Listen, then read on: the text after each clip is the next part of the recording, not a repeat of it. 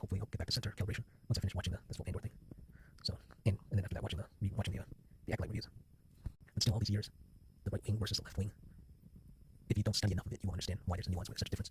So I'm getting, you hear it, right? The memes, the stereotypes, the core characteristics, but then you forget. So you revisit and keep doing it. Routine, muscle memory, like studying the maps. Over a decade, I have deep focus, globes, digital.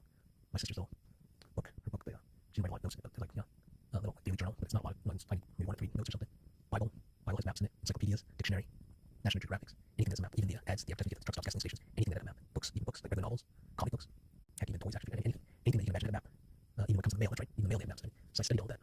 Even got puzzles. I have 2 of them, I think 2, but I only remember 1. But different globes. I have like a wooden globe that you build, and I have that metal globe. The one that I traveled, I got to Florida, the car burned down. So it was like a decade and a half ago. And my globe that I had since I was little. That one I had to leave behind. Yeah, I got that for a pretty long time. And it's ironic, I sent a lot of stuff back to my parents. Why did I send the globe? Because it didn't fit. I thought, I don't know. It's ironic, that really is ironic. I guess I left it to the hotel people, but so anyway, yeah. So it took time. It took a long time for me to absorb all that stuff until I practically memorized. So you keep seeing it over and over again. Like when you do work and you do the same Excel file or whatever, spreadsheet, and you're all the day over and over again, and it's finally got memorized, you do in your sleep.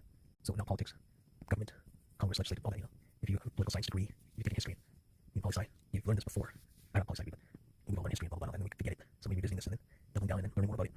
And the key to the government stuff is to understand the parties involved, and usually it's the two main ones. So once you understand what a Democrat really is and what a Republican really is, and get the other parties, but these 2 main ones, especially in our polarity system, where the way it's set up, you really can only win. It's either of those 2 groups, unless this changes, unless the way it's the way the votes are tallied and how it's applied to the winner. Because in Europe it's not like that. You don't have to have, they can have like, I think it's equal on like 3 parties or something. I forget. But that's the thing. It's quite a struggle to try to understand why these people like that. Why these Republicans and Democrats. To me, actually, it's quite normal. But then you read more into it, and then you see how they really are. You hear their words. You watch the videos. You watch the newscast.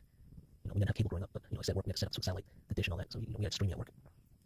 But even hearing more so the people who identify as Republicans and Democrats, more so the Republicans, you're hearing the bigotry and Trump, and then the more you socialize, and the more you see the reality of people.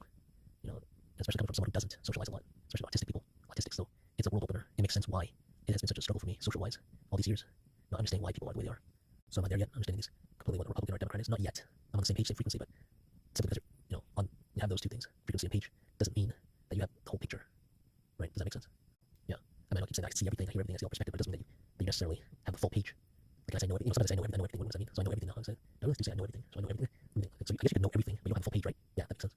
So once I finish up these Acolyte reviews and even the Andor reviews, and after I finish watching these 2 Andor, I'll get it. I'll have more of the page at least.